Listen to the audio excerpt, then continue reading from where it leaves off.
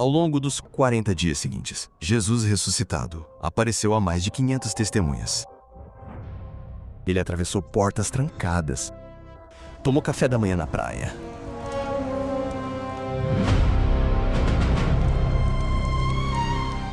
At dawn, before a tomb empty, Magdalene sobbed, forlorn. Ela tinha ido ungir um corpo e não encontrou nada além de lençóis dobrados.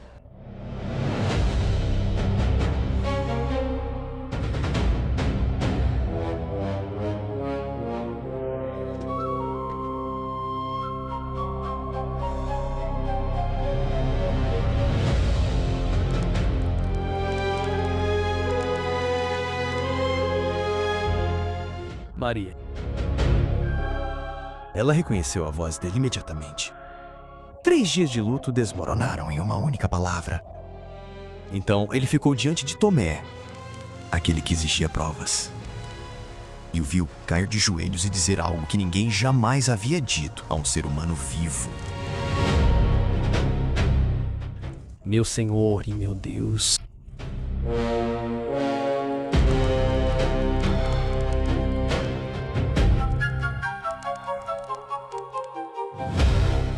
Mas o momento mais impressionante não acontece em um jardim, em um quarto trancado ou em uma praia.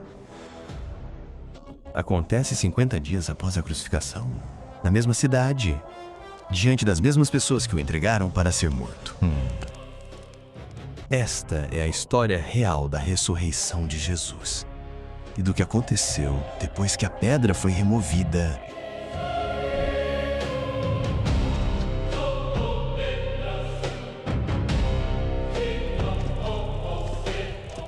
Fique conosco até o final, porque a cena final não é um final tranquilo. É o começo de algo que alcançaria todas as nações da Terra. No domingo de manhã cedo, antes do nascer do sol, Maria Madalena e várias outras mulheres foram até o túmulo nos arredores de Jerusalém. Elas levavam especiarias para ungir o corpo de Jesus. O costume judaico de sepultamento exigia essa preparação. Enquanto caminhavam, elas discutiam um problema prático. Quem rolaria a pedra da entrada do túmulo? A pedra era grande e pesada. Nenhuma delas conseguia mover meu sonho. Elas continuaram andando assim. O que elas não sabiam era que o túmulo já estava aberto. Antes que qualquer uma delas chegasse, o chão tremeu. Um violento terremoto. Um anjo do Senhor desceu do céu, rolou a pedra da entrada e sentou-se sobre ela. Sua aparência era como um relâmpago, suas vestes brancas como a neve. Os soldados romanos postados para guardar o túmulo tremeram de terror e caíram no chão como mortos. Maria andava mais rapidamente que os outros. Ela chegou primeiro, enquanto ainda estava escuro. Observou que a pedra havia sido rolada e os soldados jaziam no chão. Ela se virou e correu de volta para a cidade para encontrar Pedro e João. As outras mulheres chegaram logo depois. Elas entraram. O corpo havia desaparecido. 2 homens vestidos de branco brilhante estavam diante deles. As mulheres baixaram o rosto para o chão, apavoradas.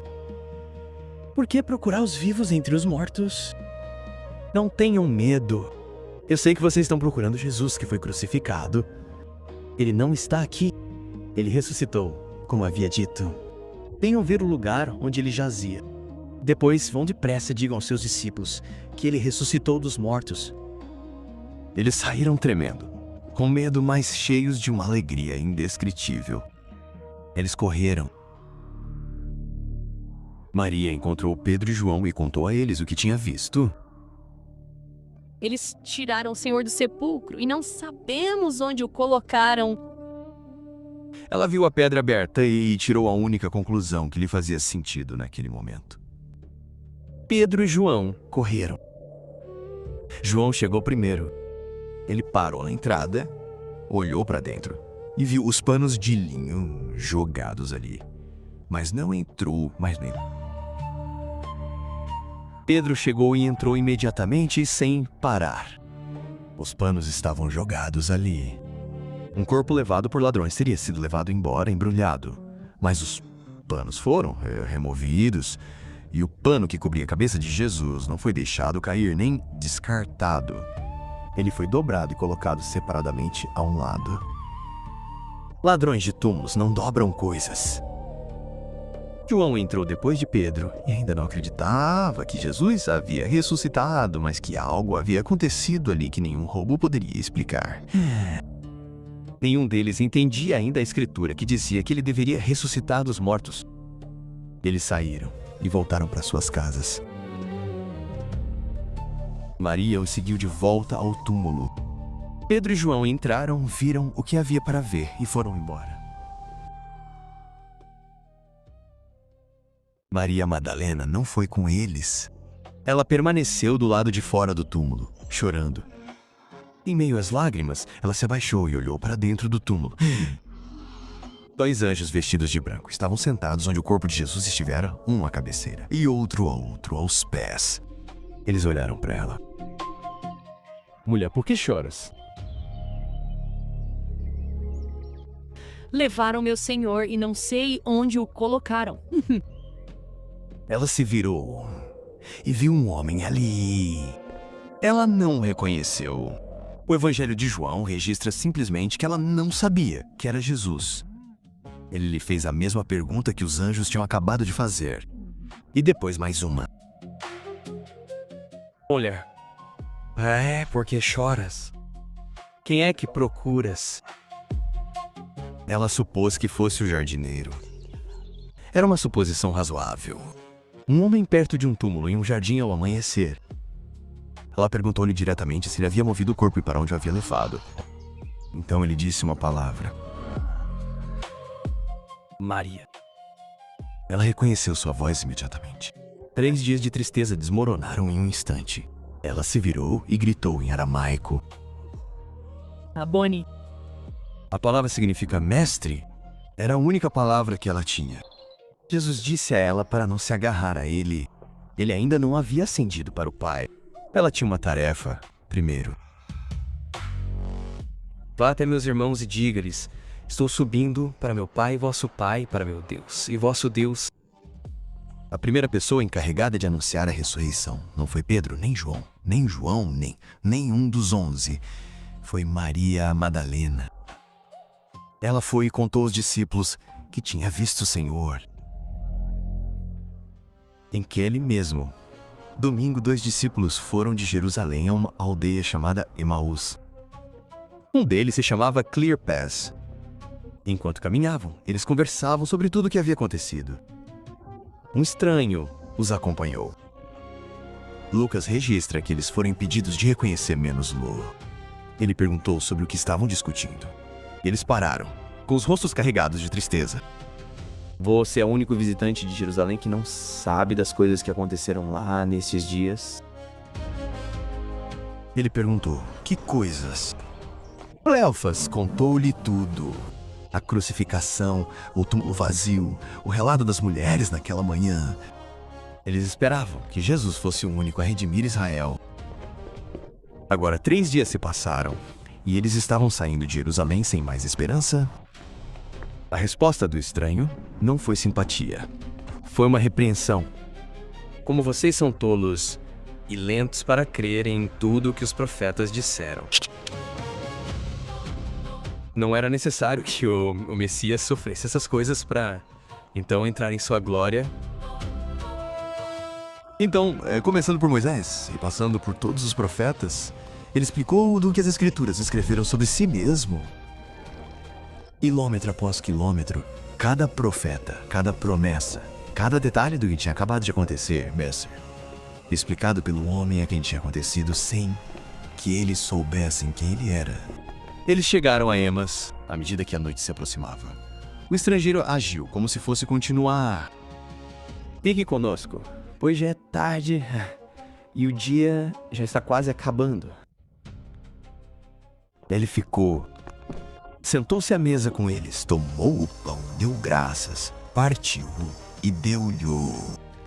E naquele momento, os olhos dele se abriram e o reconheceram. Então ele desapareceu. O reconhecimento e o desaparecimento aconteceram juntos. Um instante de clareza, e ele se foi. Não estavam nossos corações ardendo dentro de nós? Enquanto ele falava conosco na estrada e nos explicava as escrituras.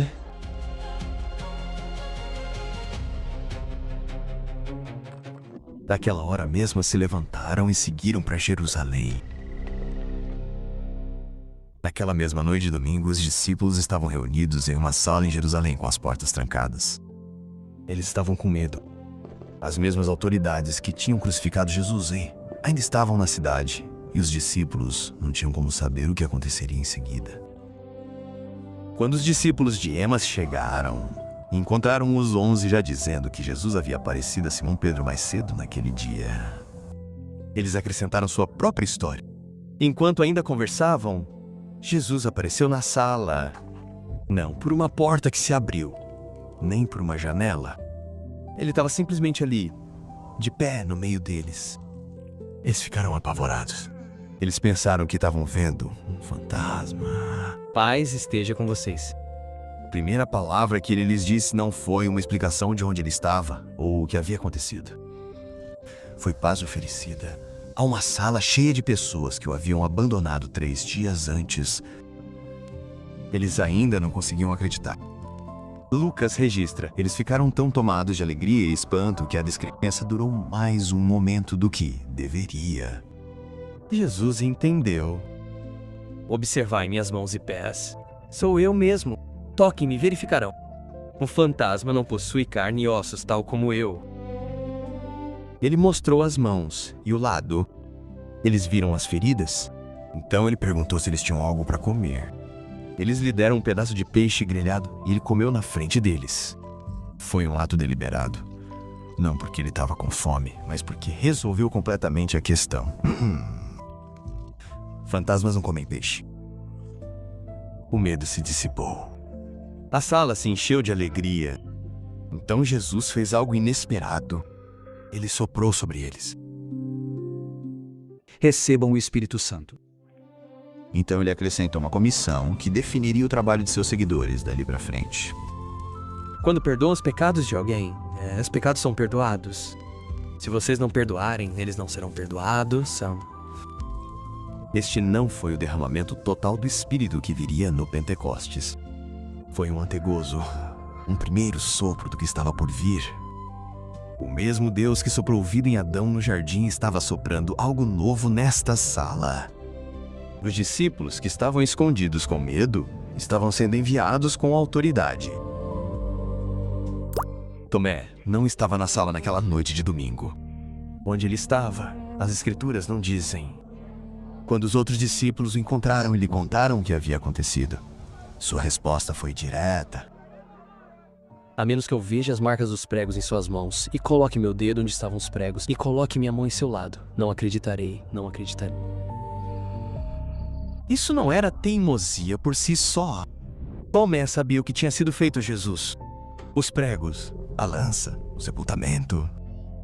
Ele precisava das mesmas evidências que eles tinham recebido.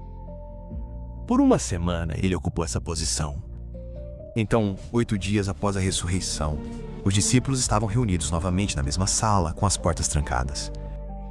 Desta vez, Tomé estava com eles. Jesus apareceu e foi diretamente até Tomé. Sem repreensão, sem sermão sobre fé. Apenas uma oferta. Coloque seu dedo aqui. Veja minhas mãos. Estenda sua mão e coloque-a no meu lado. Pare de duvidar e creia.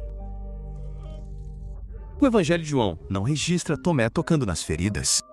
Ele viu Jesus parado na sua frente e isso foi o suficiente. Tomé respondeu com a confissão mais completa de todo o Evangelho de João. Meu Senhor e meu Deus. O discípulo que havia exigido provas tinha acabado de fazer a declaração mais ousada de quem Jesus era. Jesus o aceitou e então pronunciou palavras que transcendem totalmente a posição de Tomé. Por ter me visto, você creu. Bem-aventurados os que não viram e creram. Tomé precisava ver. Milhões de pessoas depois dele não teriam essa opção. Jesus o chamou de bem-aventurado. De qualquer forma, Algum tempo depois das aparições em Jerusalém, Pedro e outros 6 discípulos retornaram a Galiléia. Pedro disse aos outros que iria pescar. Eles foram com ele e pescaram a noite toda. Quando amanheceu, as redes estavam vazias. Ao amanhecer, uma figura apareceu na praia. Eles não reconheceram da água. Ele os chamou. Amigos, tendo muitos peixes. Eles responderam não. Ele lhes disse para jogarem a rede no lado direito do barco. Eles jogaram. A rede encheu-se tanto de peixes que eles não conseguiram puxar, menos lá. 153 peixes. João olhou para a praia e soube imediatamente.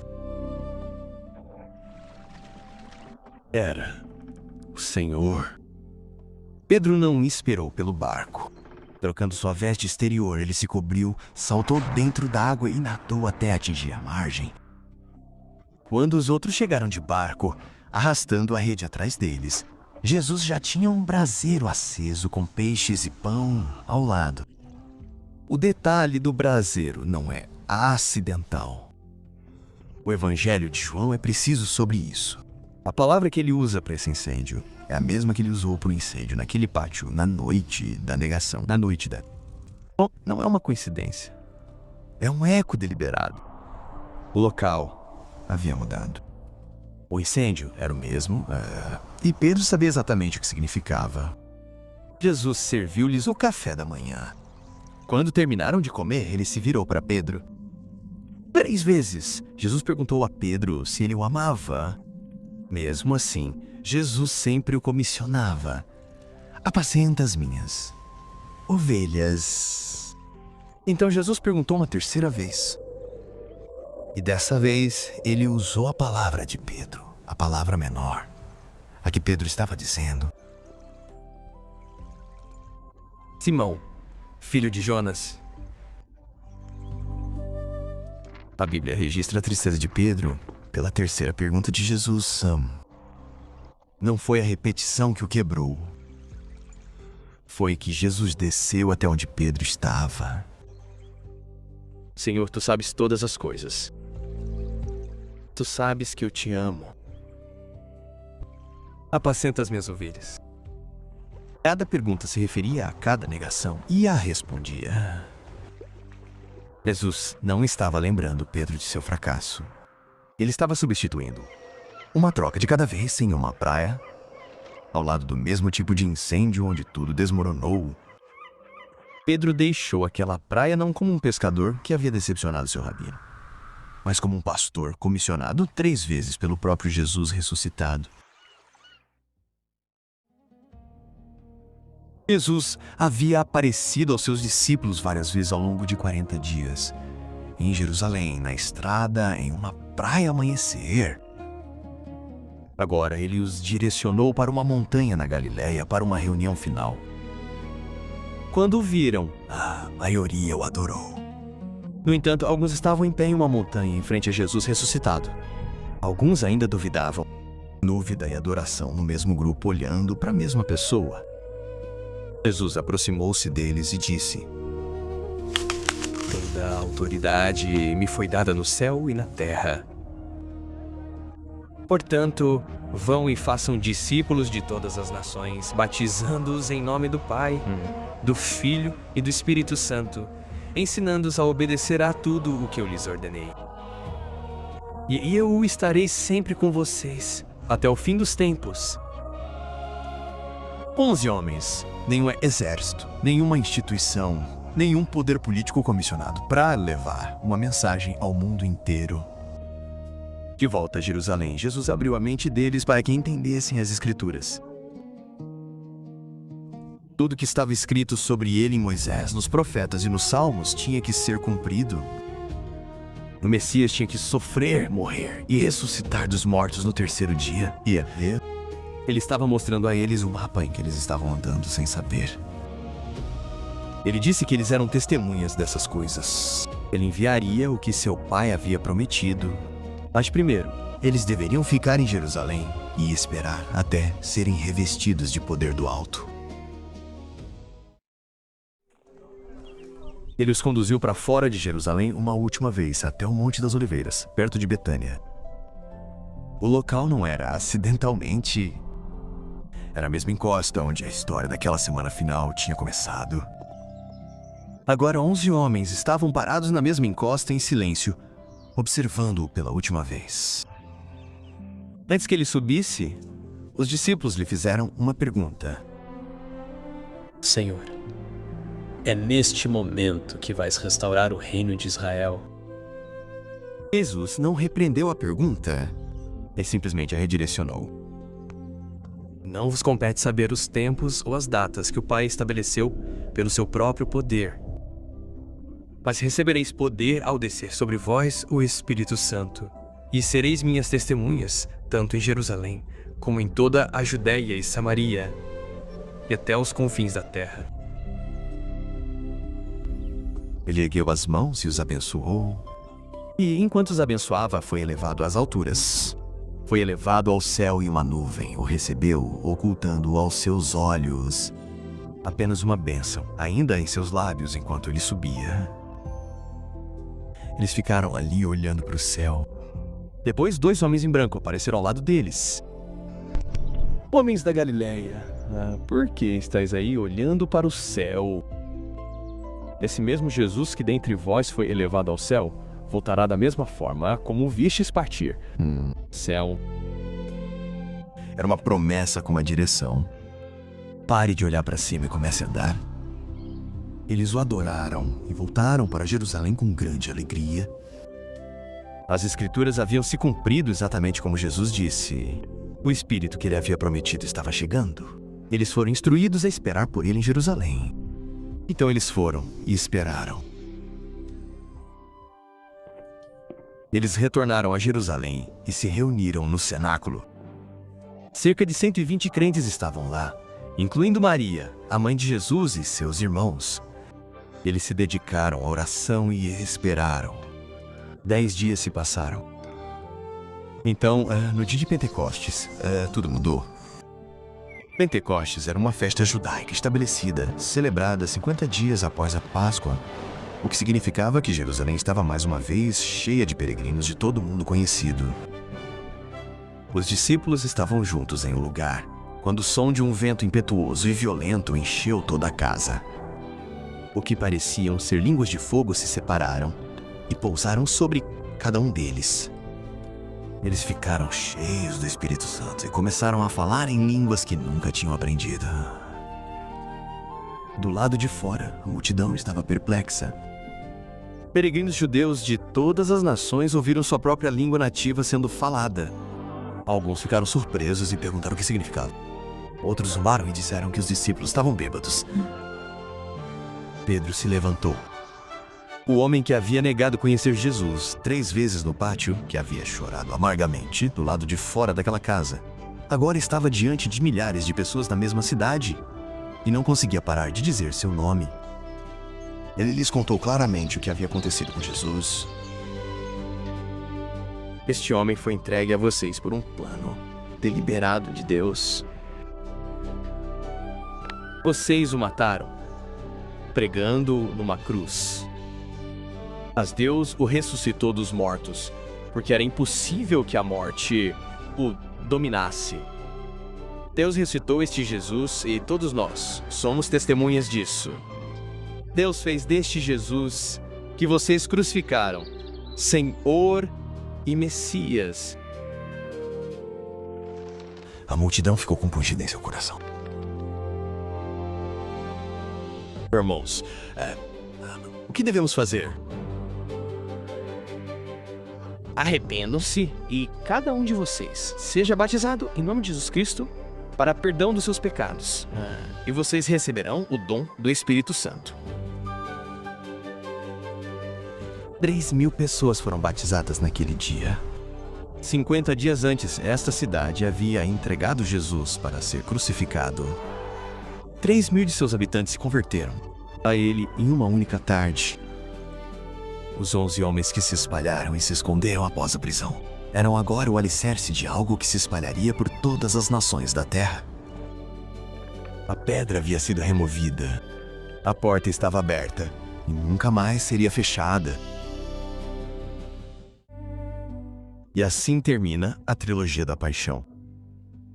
Da sala trancada, aprendemos algo que vale a pena refletir. Os discípulos abandonaram Jesus quando custou algo ficar. 3 dias depois, ele entrou por uma porta trancada e ficou entre eles. Sua primeira palavra foi paz. Antecipou qualquer pedido ou desculpa, demonstrando uma iniciativa surpreendente. O perdão que espera que a outra pessoa o mereça é apenas amargura com prazo. Jesus mostrou como é quando alguém se recusa a esperar.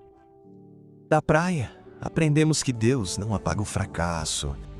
Ele o responde. Pedro negou Jesus 3 vezes perto do fogo.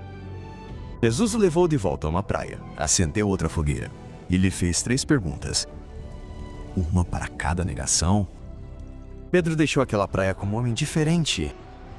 Não porque sua pior noite foi esquecida, mas porque não era mais a última coisa dita sobre ele.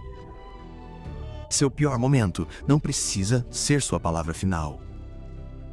Da montanha na Galileia, aprendemos que dúvida e propósito não são mutuamente exclusivos. Quando Jesus deu a grande comissão, alguns que estavam naquela montanha ainda duvidavam. Ele a deu a todos eles, de qualquer forma. Se você tem esperado até que sua fé se sinta completa antes de fazer algo significativo, este momento diz que você já está esperando há muito tempo. E com o Pentecostes, aprendemos que a transformação genuína não precisa de uma plataforma para se espalhar. 50 dias antes, essas mesmas pessoas estavam escondidas atrás de portas trancadas. Nada externo havia mudado. Mesma cidade, mesmas autoridades, mesmo risco. O que mudou foi interno. E essa mudança em 11 pessoas comuns comoveu 3.000 em uma única tarde.